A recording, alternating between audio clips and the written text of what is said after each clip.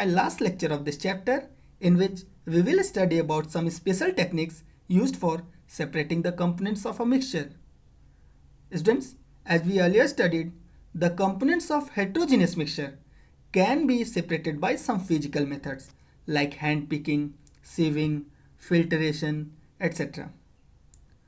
But in some cases, there are some special techniques required for the separation of components of a mixture, like sublimation, evaporation, chromatography, centrifugation, separating funnel method, distillation, fractional distillation, crystallization, etc. So let's study about these methods one by one.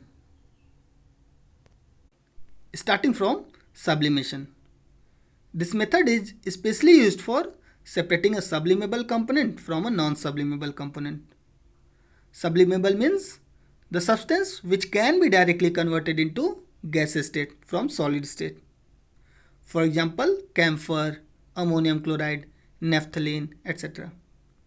Means हमारे पास एक ऐसा mixture है जिसमें एक component तो direct solid से gas में convert हो सकता है लेकिन दूसरा नहीं, तो ऐसे केस में हम लोग इस मेथड का यूज़ करते हैं. For example, in the separation of ammonium chloride from salt or in the separation of camphor or naphthalene from salt. इसके लिए हम लोग करते क्या बच्चों, सबसे पहले मिक्सचर को एक चाइना डिश में ले लेते हैं और उसको फनल के थ्रू कवर कर देते हैं, जैसा कि अभी आपको स्क्रीन पे दिखाई दे रहा है फर्स्ट पार्ट में. कवर करने के बाद हम लोग बर्नर के थ्रू हीटिंग प्रोवाइड करते हैं. जैसे ही मिक्सचर को हीट मिलता है उसके अंदर का जो सब्लिमेबल कंपोनेंट है वो गैसेस स्टेट में कन्वर्ट होना स्टार्ट कर देगा और गैसेस स्टेट में कन्वर्ट होके फनल के अपर पार्ट में कलेक्ट होना स्टार्ट हो जाएगा. अपर पार्ट को हम लोग कॉटन के थ्रू कवर कर देते हैं, नहीं तो सारा का सारा गैस बाहर निकल जाएगा.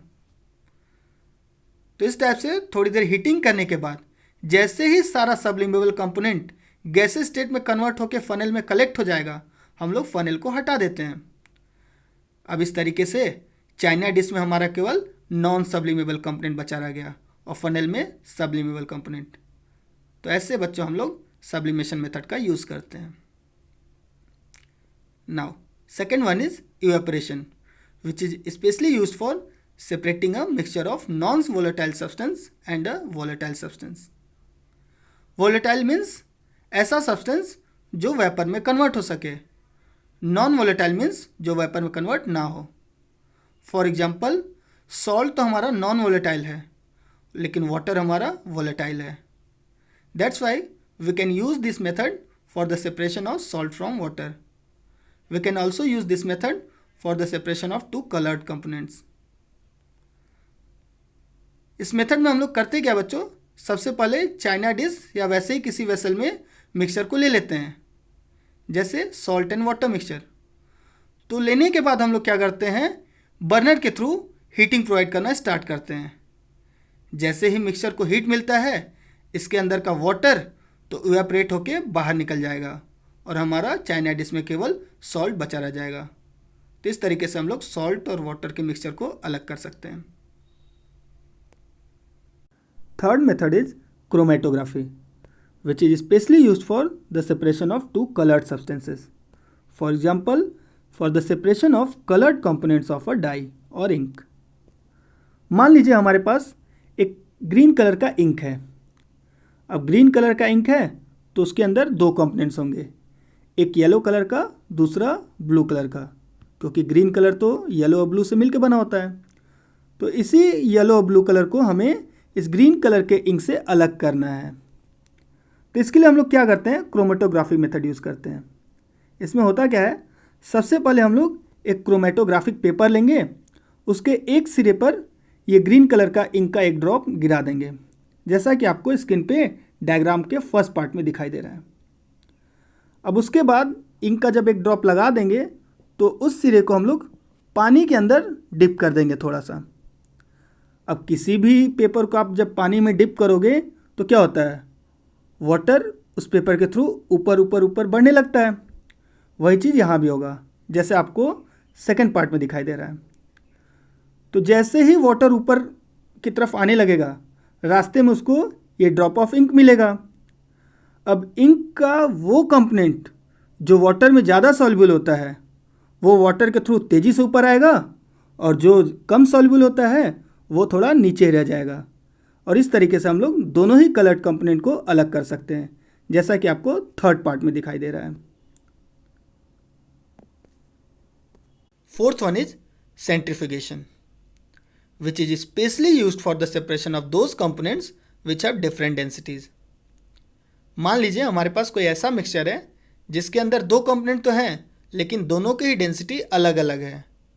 तो ऐसे कंपोनेंट्स को एक दूसरे से अलग करने के लिए सेंट्रीफ्यूगेशन मेथड का यूज़ किया जाता है। It is use for the separation of butter और cream from milk. It is also use in testing blood and urine in diagnostic laboratories.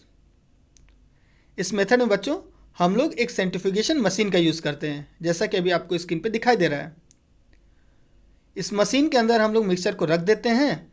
रखने के बाद इस मशीन के थ्रू काफ़ी देर तक मिक्सचर को सेंट्रीफ्यूज करते हैं, घुमाते हैं, रोटेट करते हैं। तो इससे क्या होता है, मिक्सचर के अंदर का जो लाइटर कंपोनेंट होता है वो ऊपर की तरफ आ जाता है और डेंसर वाला नीचे की तरफ, जैसे अभी आपको मशीन के अंदर राइट साइड में दिखाई दे रहा है। Now fifth one is separating funnel method. इस मेथड में बच्चों हम लोग एक स्पेशल इक्विपमेंट यूज़ करते हैं जिसका नाम है सेपरेटिंग फनल। इसीलिए इस मेथड का नाम पड़ा separating funnel method, which is use for the separation of those liquids which are immiscible with each other. ऐसे लिक्विड जो एक दूसरे के साथ कंप्लीटली मिक्स ना हो, ऐसे लिक्विड को अलग करने के लिए हम लोग सेपरेटिंग फनल मेथड का यूज़ करते हैं। For example in the separation of oil from water. जैसा हम लोग जानते भी हैं वाटर और ऑयल एक दूसरे के साथ मिक्स नहीं होते अच्छी तरह से, इसीलिए इन दोनों को अलग करने के लिए हम लोग इस मेथड का यूज़ कर सकते हैं।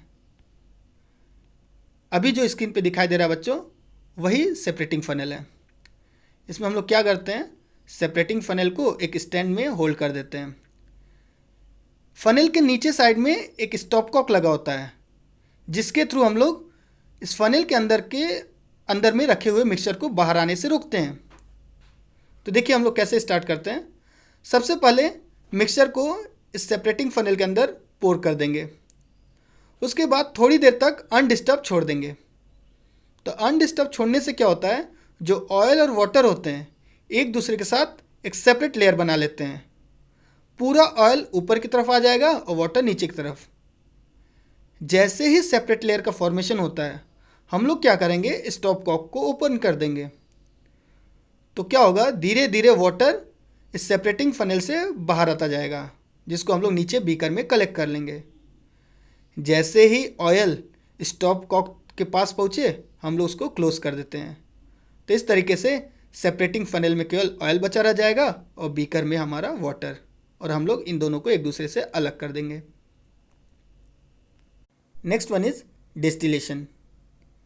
जैसा बच्चों हम लोग ने अभी देखा कि दो इमिसिबल लिक्विड्स को एक दूसरे से अलग करने के लिए सेपरेटिंग फनल मेथड का यूज़ किया जाता है, उसी तरह से दो मिसिबल लिक्विड्स को एक दूसरे से अलग करने के लिए डिस्टिलेशन मेथड का यूज़ करते हैं। लेकिन यहाँ पे जो दो लिक्विड होंगे उनका बॉइलिंग पॉइंट का डिफरेंस 25 डिग्री सेल्सियस से ज़्यादा होना चाहिए। So we can say that this method is specially used for the separation of two miscible liquids having their boiling point difference greater than 25 degree Celsius. For example, in the separation of acetone from water. इस method में बच्चों हम लोग एक distillation apparatus का use करते हैं जो कि अभी आपको स्क्रीन पे दिखाई दे रहा है। इस apparatus में एक साइड में तो डिस्टिलेशन फ्लास्क लगा होता है और उस फ्लास्क का अपर एंड एक वाटर कंडेंसर से जुड़ा होता है, जिस कंडेंसर का एक माउथ बीकर से कनेक्टेड होता है। आप इसको अच्छी तरह ऑब्जर्व कर लीजिए। तो देखिए हम लोग करते क्या है, सबसे पहले मिक्सचर को डिस्टिलेशन फ्लास्क में रख देते हैं और इसमें रखने के बाद बर्नर के थ्रू इस मिक्सचर को हीटिंग प्रोवाइड करना स्टार्ट करते हैं। तो होगा क्या, मिक्सचर का वो कंपोनेंट जिसका बॉइलिंग पॉइंट लो होता है वो पहले इवेपोरेट होना स्टार्ट हो जाएगा। जैसे अगर एसीटोन और वाटर की बात करें तो एसीटोन का बॉइलिंग पॉइंट कम होता है, इसलिए जब भी हम इनके मिक्सचर को हीट करेंगे तो होगा क्या, एसीटोन पहले बॉयल होके इवेपरेट होना स्टार्ट कर देता है। तो जैसे ही ये इवेपरेट होके ऊपर आएगा तो कंडेंसर के थ्रू ये कंडेंस होके साइड में रखे हुए बीकर में कलेक्ट हो जाता है। तो इस तरीके से वाटर हमारा डिस्टिलेशन फ्लास्क में ही रह जाएगा और एसीटोन हमारा साइड में रखे हुए बीकर में कलेक्ट हो जाएगा। 7th one is fractional distillation method.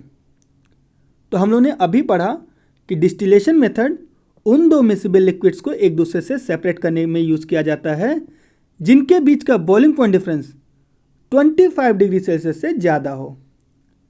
वहीं हम फ्रैक्शनल डिस्टिलेशन मेथड का यूज़ उन दो मिसिबल लिक्विड्स को सेपरेट करने में यूज़ करते हैं जिनके बीच का boiling point difference 25 degree Celsius से कम होता है। So we can say that it is used for the separation of those two miscible liquids which have boiling point difference lower than 25 degree Celsius. For example, in the separation of different gases from air. जैसा हम लोग जानते हैं बच्चों कि air के अंदर तो ढेर सारे गैसेस आपस में मिक्सड होते हैं, तो उन्हीं गैसेस को एक दूसरे से अलग करने के लिए हम लोग फ्रैक्शनल डिस्टिलेशन मेथड का यूज़ कर सकते हैं। तो आइए देखते हैं कैसे। तो इसमें हम लोग जिस apparatus का यूज़ करते हैं उसे हम लोग नाम देते हैं फ्रैक्शनल डिस्टिलेशन apparatus।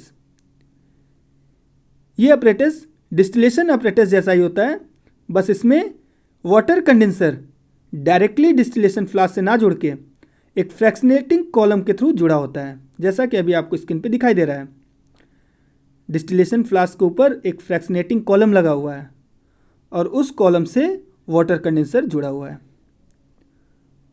तो हम लोग करते क्या बच्चों, जिस एयर के गैसेस को सेपरेट करना होता है सबसे पहले उस एयर को लिक्विफाई करते हैं।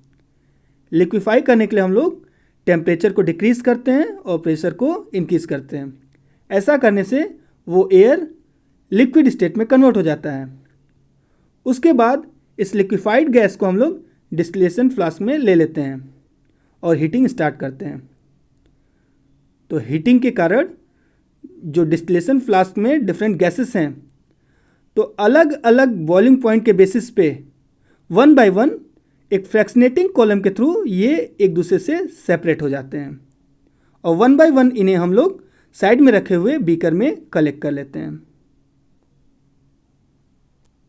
Now last one is crystallisation method which is used to obtain a pure solid in the form of crystals from its solution. जब भी हमें कोई प्योर सॉलिड क्रिस्टल के फॉर्म में चाहिए होता है तो हम क्रिस्टलाइजेशन मेथड का यूज़ करते हैं। For example, to obtain crystals of pure copper sulphate from impure copper sulphate. Let's see how.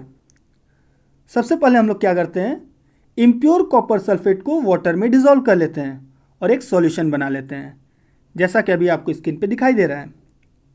इसके बाद हम लोग इस सॉल्यूशन को हीट करते हैं बर्नर के थ्रू। हीटिंग करने के बाद क्या होता है, इनके अंदर का जो भी इम्प्योरिटीज़ होता है वो वाटर के साथ इवेपरेट होके बाहर निकल जाता है और बचे हुए सब्सटेंस को जब हम कूल करते हैं तो थोड़ी देर बाद हमें प्योर क्रिस्टल मिल जाता है, जैसा कि अभी आपको स्क्रीन पे दिखाई दे रहा है। तो इस तरीके से हम इम्प्योर कॉपर सल्फेट से crystal of pure copper sulphate obtain करते हैं और इसी मेथड को हम लोग क्रिस्टलाइजेशन मेथड बोलते हैं। Now the last topic of this chapter, physical and chemical change. इसको तो हम लोग लोअर क्लासेस में ऑलरेडी पढ़ चुके हैं, तो आइए इनके बीच के डिफरेंसेस को फिर से रिकॉल कर लेते हैं। तो देखिए बच्चों, जो फिजिकल चेंज होता है ना, उनमें एक्चुअल में फिजिकल प्रॉपर्टीज चेंज होती हैं। For example shape, size, physical state etcetera. वही बात करें केमिकल चेंज की, तो इनके अंदर केमिकल प्रॉपर्टीज चेंज होती हैं। For example pH, order etcetera.